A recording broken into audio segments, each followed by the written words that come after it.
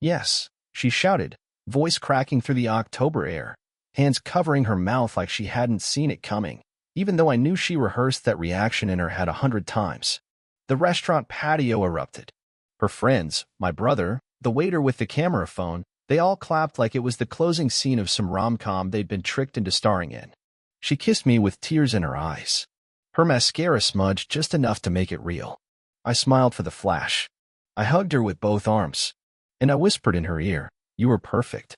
She thought I meant the proposal. But what I really meant was she was perfect at hiding the truth for just a little while longer.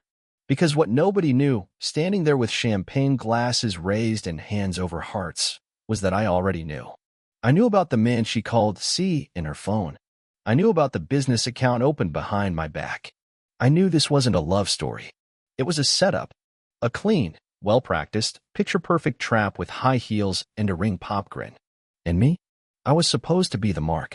A week earlier, I'd been up late syncing our camera files, trying to edit together a proposal video.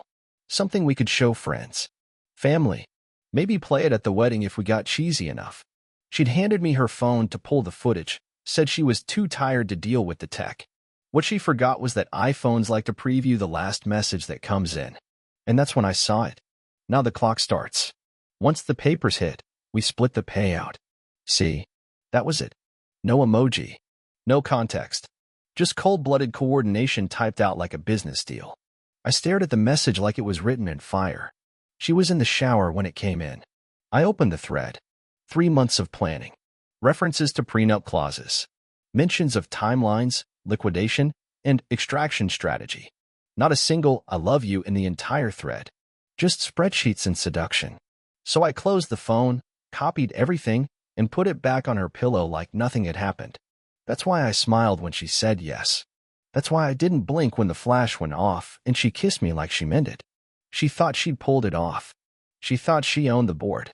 But what she didn't know, I had flipped the board before she even sat down to play. It's strange, really, how the moment that changes your entire life doesn't arrive like a storm. No screaming. No shattering glass. Just a soft ping, a glowing screen, and a mistake. It was late, maybe close to midnight. She was asleep in bed, curled up like nothing in the world could touch her. And maybe at that point, she really believed nothing could. After all, she'd said yes. The ring was on her hand. My name was on the lease. And the world, as far as she was concerned, was already hers. I was at the kitchen table editing the footage from our proposal. The audio was rough, wind in the background, the patio heater buzzing like a dying insect. Still, I was trimming it, smoothing it out, trying to make it look like a moment worth remembering. I'd synced it from her phone earlier that night. I had all the angles. She insisted on filming everything, said it was for the memories. She forgot I now had access to her full media library. And right there, in the middle of all the raw footage, there it was. A video file not labeled by the app. Timestamped 2 days before the proposal. The thumbnail showed her in our kitchen, wearing the same white sweater I complimented that morning. I hit play. She wasn't talking to the camera. She was talking to her phone, angled low and hidden. "He's definitely going to do it soon," she said, brushing her hair behind her ear, sounding more like a client briefing than a woman in love. "He asked about my ring size last week. I left it out. He saw it. He took the bait." Pause. "Once it's official, I'll start laying groundwork for the separation. C's already drawing up the documentation. 16 months should be enough for a no-fault claim. He'll never see it coming." She giggled. Giggled. I closed the video. Sat there. Still. The weight in my chest wasn't heartbreak. It wasn't betrayal. It was something colder. Something harder. Like finding out the house you built had termites in the foundation, and they'd been chewing since the first day you laid the concrete. I picked up her phone. It was face down next to mine. She always flipped it that way now. A habit. A reflex. When I unlocked it with her face, another text from C came in. "He's filming the big moment? Perfect. We'll use that later in the settlement. It'll make him look committed. Manipulative if he fights back." That's when I realized this wasn't just cheating. This wasn't emotional abandonment. It was a business plan. A structured con. I wasn't just a mark. I was inventory. She wasn't marrying me to grow something. She was marrying me to harvest me. So I did the only thing that made sense. I copied everything: videos, texts, calendar entries, email drafts. I stored it in an encrypted folder and backed it up to a separate drive. Then I walked back to the bedroom, kissed her on the head, whispered, "You're gonna be such a beautiful bride." She smiled in her sleep. The next morning, she made me pancakes. From scratch. Real ones. Not the protein powder kind she usually forced on both of us since she got into whatever influencer was preaching gut health that week. She floated around the kitchen like a woman who believed the world was locked in her purse. "You slept like a rock last night," she said, sliding the plate toward me. "I almost had to check if you were breathing." I looked up from the table and smiled. "Guess I'm just at peace lately." She leaned down and kissed my forehead like she was sealing a vault. That afternoon, I started digging. See, it wasn't in her contact list under a full name. Just the letter.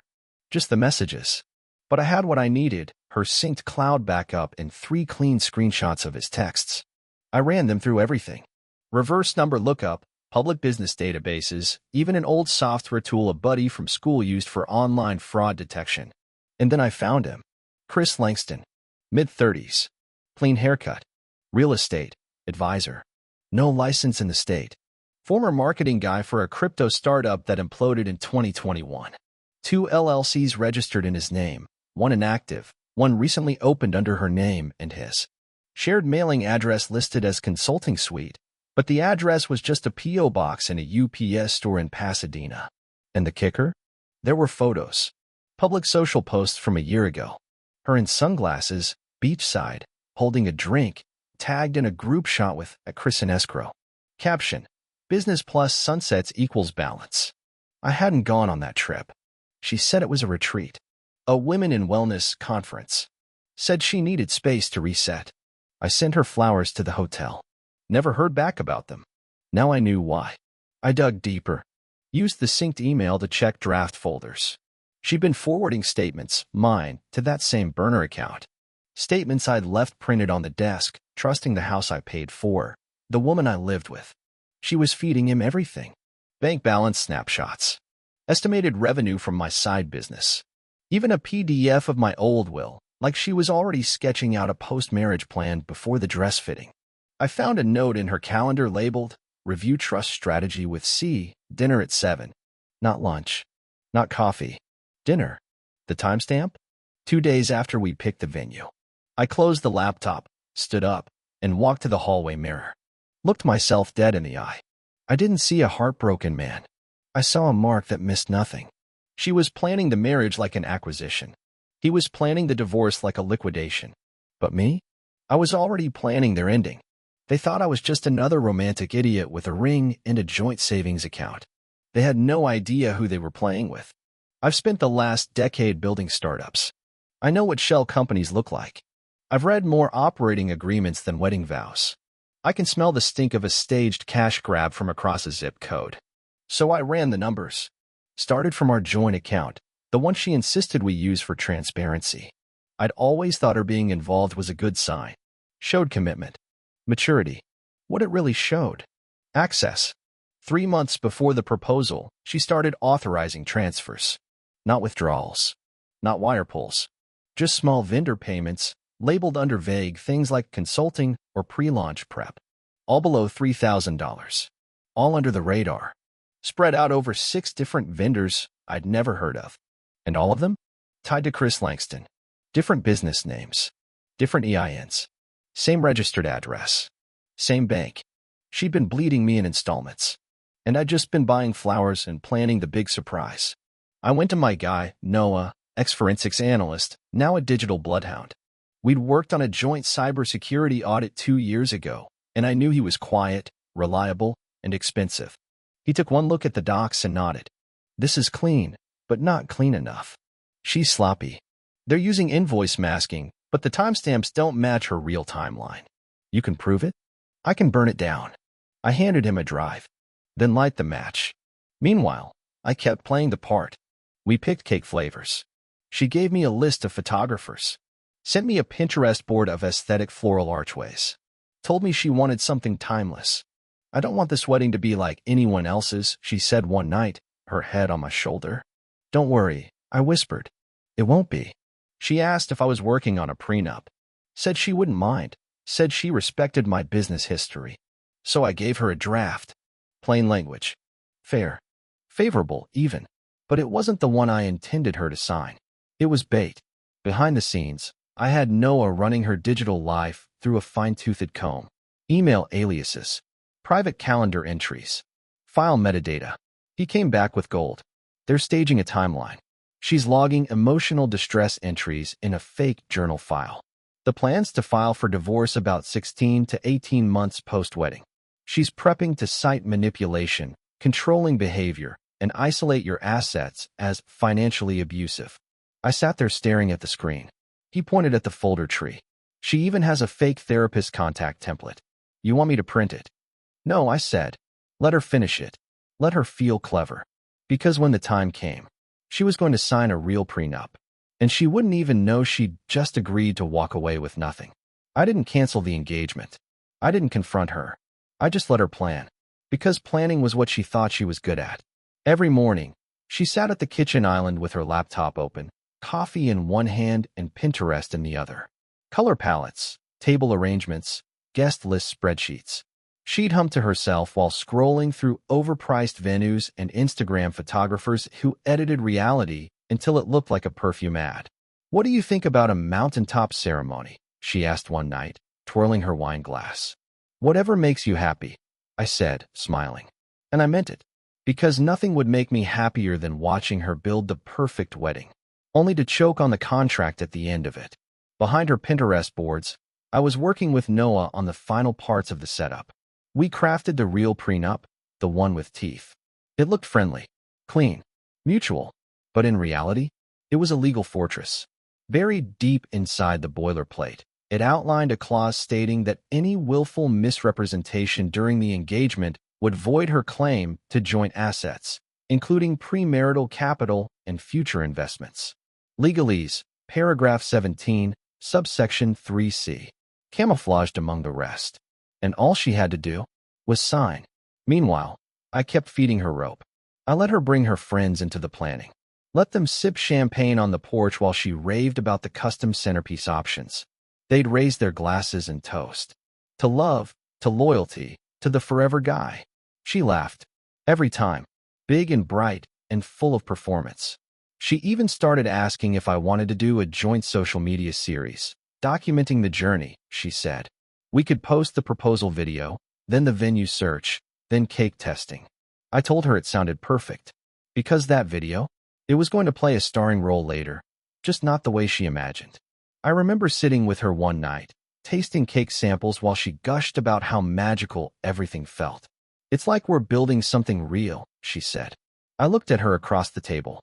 She had no idea the baker's receipt she handed me was already tagged by my forensic guy, tracking the spending she claimed came out of her business account when it actually came out of mine.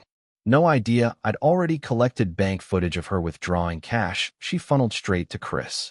No idea I'd pulled metadata from their Google Sheets, the fake budget, the timeline, the exact divorce schedule she shared with him in secret. And still, she kept talking, kept planning, kept smiling. This wedding's gonna be unforgettable, she whispered that night. I kissed her hand. It already is. 1 week before the wedding, I handed her the prenup. We were sitting on the patio of our favorite brunch spot. Her choice, because she said she wanted one last normal week before the big day. It's just paperwork, I said, sliding the folder across the table. She blinked, just once, but I saw it. The flicker. She hadn't expected this. You want to do this now? She asked. We said we'd get around to it. Better now than in a lawyer's office with cold lighting and a deadline. She nodded, bit her lip, looked at the folder. It's not that I don't trust you, she said. I know, I smiled. This just protects both of us. Makes things clean. Professional. You're a businesswoman. You get it. She laughed. Nervously. You're right. I do. She took it home. I didn't press. I let her sit with it. Pretend to read it. She never even emailed her lawyer. Not her real one, anyway. 2 days later, she handed it back with her signature at the bottom. All signed, she said, trying to sound casual. You can sleep easy now. I took it from her and looked her in the eyes. I already do. What she signed wasn't just a prenup. It was a kill switch. Inside page 4, Buried in the middle of financial protections was a clause Noah drafted, the kind only a lawyer or an auditor would catch. Any material misrepresentation, financial, romantic, or otherwise, made during the engagement period, if proven, shall void the claims of the undersigned to shared property, future marital assets, and business equity holdings. Legal translation? If you lie during the engagement, you get nothing. And the proof? I already had it. The texts, the fake bank transfers, the dummy journal entries, the conversation with Chris, recorded 2 nights ago through the vent while she thought I was sleeping. I had her voice, clear as daylight, saying, "Once the account's in both our names, I wait 6 months, then file. It's no fault. He can't touch me. We split the equity and keep our story straight. Don't screw it up, Chris." I'd listened to that recording on repeat, not because I needed the reminder, but because it reminded me how easy it was for her to rehearse betrayal while living under my roof. The night before the wedding, she curled into my chest and whispered, "You're the only person who's ever made me feel safe." I didn't say a word, because sometimes the best lie is letting them believe yours. 3 nights before the wedding, she made a call from the guest bathroom. Door cracked open, fan humming. She thought I was asleep on the couch. She was wrong. I'd been tracking her habits for weeks. I knew the time she liked to sneak away. I knew which robe pocket she tucked her phone into. I even knew she used speaker mode so she wouldn't accidentally trigger Bluetooth. What she didn't know, I had a baby monitor planted behind the hallway air vent. Hardwired, not wireless. No app. Just a direct mic into a line that fed into my laptop in the basement. Noah helped me set it up. 1 clean recording, he said. That's all we need. Unedited. Date stamped. Chain of custody tight. Let's get it. She called him at 11:42 p.m. I heard the beep, the rustle. Her voice, low and fast. "Hey. Yeah. No, he's out cold. I just wanted to touch base." Pause. "The prenup's done." Signed it with a smile. He bought it. Thought it was for his peace of mind. Another pause. The sound of water running. I haven't laughed that hard in a while. Silence. "Listen, once we get past the honeymoon and the joint investments post-merger, we wait the window. 16 months, I file. I play the mental load card. Say he's emotionally removed, too focused on business." She yawned, washed her hands, kept going. "We split assets clean, just like we mapped it. You get the buy-in. I take the split. Maybe drag it out to 20 months if we need more leverage." No, he has no clue. Still treats me like a goddess. It's sad, really. That last part? That was the one that burned. Not because it hurt, because it confirmed how deep it went. This wasn't someone who got in too far and didn't know how to get out. This was someone who planned every step, from yes to cash out. And now I had her voice, on record, clean and unbroken.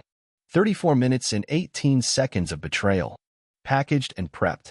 The next day, I went ring shopping again. She had picked one months ago, but I lost it during the ring box handoff. "Are you serious?" she said, wide-eyed.